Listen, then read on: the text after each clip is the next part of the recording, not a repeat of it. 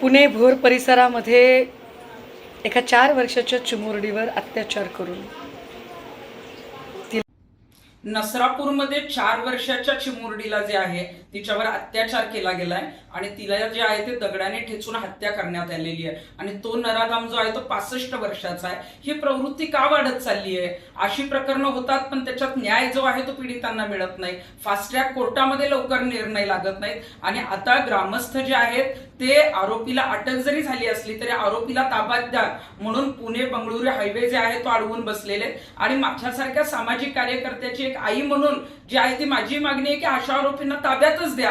कारण ज्या पद्धतीने हे कृत्य केलेलं आहे, जी 4 वर्षाची चिमुरडी जिला काही कळत नाही, बोलता येत नाही, तिला या गोष्टी माहीत नाहीत आणि तिच्याबरोबर अशा पद्धतीची घटना होते, याच्यामध्ये ताबडतोब जे आहे ते आरोपींना शिक्षा होणं गरजेचं आहे। आणि आजच मिसिंग लिंकचं उद्घाटन झालंय। मुख्यमंत्री साहेब, मिसिंग लिंकचं उद्घाटन झालं परंतु महिलांची सुरक्षितता कुठेतरी राज्यात आता मिसिंग आहे।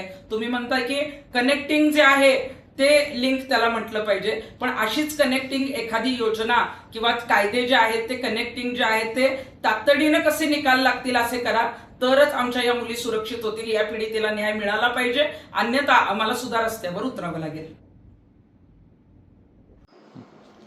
4 वर्षाच्या चिमुरडीवर भोरमध्ये 65 वर्षाच्या इसमाने अत्याचार करून तिला मारून टाकले।